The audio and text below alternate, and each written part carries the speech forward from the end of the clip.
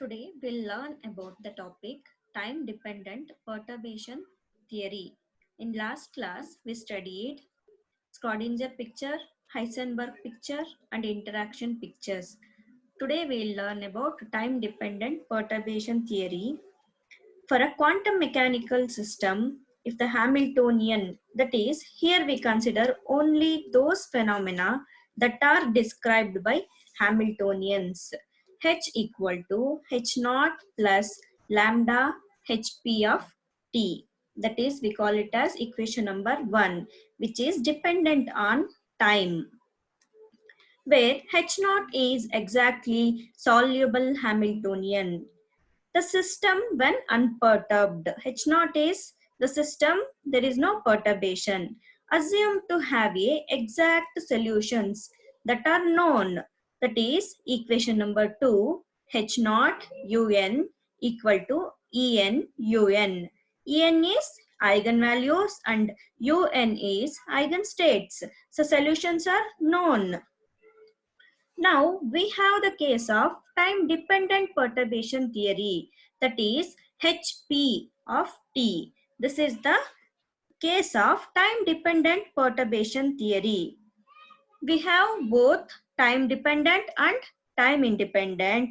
For both, the Schrodinger equation for the whole system can be written as IH cross del psi by del t equal to H psi, which can be solved using the equation number 4, which you already know, that is the Schrodinger picture along with the coefficient an of t.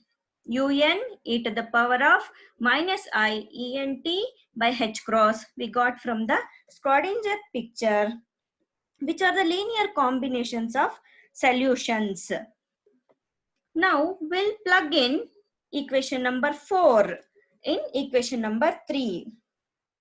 So this equation number 4 is the state vectors are given by stationary states from Schrodinger picture. So we are including that equation number 4 in equation number 3 and will differentiate.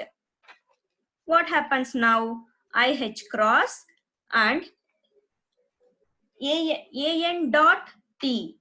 Check the equation, that is first we'll differentiate an, that is an dot t un e to the power of minus I ent by h cross. Then when we differentiate exponential term, it becomes minus I by h cross en. Now at the right hand side, that is for h value, we'll substitute h naught plus lambda hp t that we got from the equation number 1. What exactly we are doing? What that hp, how does hp of t affect the system? When the system interacts with h of t, it either absorbs or emits energy. When electromagnetic radiation falls on the system, which interacts with Hamiltonian with the time t. So when the electromagnetic radiation falls on the system, which either absorbs or emits energy, then it undergoes transitions from one unperturbed eigenstate to another. So the main task of time dependent perturbation theory is, system is initially in the unperturbed eigenstate, that is H naught. So what is the probability that the system will be found at the later time in another unperturbed eigenstate? So that we need to find out what is the probability of the system later sometime. So for that we need to do some of the calculations, and then we'll expand the system using the power series. Now we'll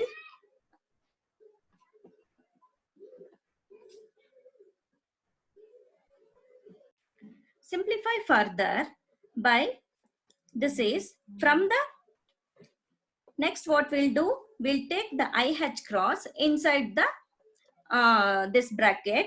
Then the first term becomes like this, and in the second term IH cross cancels out and the second term becomes like this. And the right hand side of the equation, we'll just substitute this term with the h naught and this term with the hp of t, both the terms.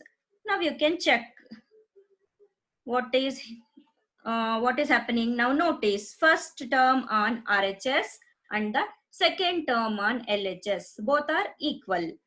So then we'll cancel it out, both these terms which are equal, we'll cancel those terms, and IH cross sigma n a n dot of t un e to the power of this term, and this side lambda a n of t hp of t un e to the power of this term we got. Now further, we'll multiply star on both sides of the equation, and in between the limits, that is overall space we need to include, that is from minus infinity to plus infinity. IH cross then sigma n of a n dot of t minus infinity to plus infinity star will include, and the both the sides and the right hand side also will include star and d tau. So what is this? From the fact that is star un d tau is equal to 1. Then if when m equal to n, this becomes 1. When m is not equal to n, this becomes 0.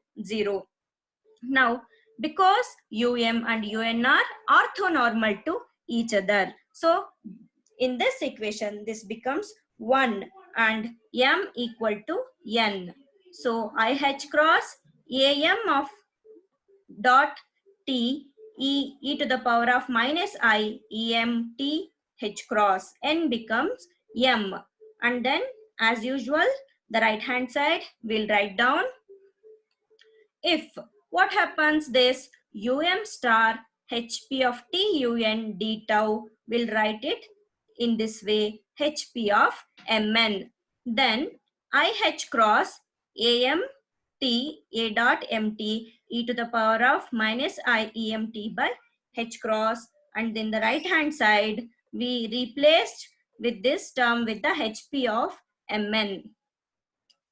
Now we'll take out all the terms to right side except this am dot of t. So IH cross comes to this side, and then as usual this terms we'll write down, and if em minus en by h cross equal to omega mn, we'll replace this term with the omega mn. So in the next equation, we have replaced it. Then if an t and amt, this both the terms we can expand using the power series. How we can do? An of t equal to an 0 superscript 0 of t plus lambda an 1 of t plus lambda square an square of t, and the same way am of t am superscript 0 t and lambda am superscript 1 of t lambda square. So using the power series we expanded an and am, so we'll just include in those equations. So the equation number 5 becomes like this when we join those power series terms. Now we'll compare the coefficients of lambda terms on both sides. So what happens? This am of 0, a dot am of 0 term equal to 0 because it is a constant for all terms. So this initial term we make it as 0, and if we choose, we'll choose conveniently an of 0 equal to 1. We are only choosing this am of 0 equal to 0 and an of 0 equal to 1, and all other terms of an of 0 will be 0, and all other terms of am of t also will be equal to 0. So in time dependent perturbation theory, This provides what? Approximate solutions to the integral equations. So we are doing this for our convenience to approximate the solutions. So now what happens to this equation? Above equation, this am of 0 of t becomes 0 in this. Here, this am of, in the above equation, am of t, this two terms here, this becomes 0.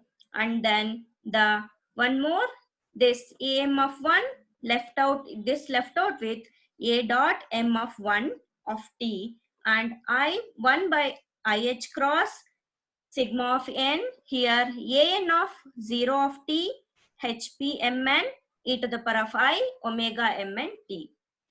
So now we apply the summation to this. We already know an of 0 is 1. So we'll consider that as 1. All the other terms as 0. Now am dot of 1 of t 1 by I h cross hpmn e to the power of I omega mn t. So this an of 0 term will be equal to 1. Now this a dot of m we can be written as dam1 by dt. Then this dt will shift to this right hand side. Now we'll integrate between the limits from time t equal to 0 to t equal to t. So when we integrate it, t equal to 0 to t equal to t dam1 1 by I h cross 0 to t hpmn e to the power of I omega mn t dt. Now we'll apply the limits to this.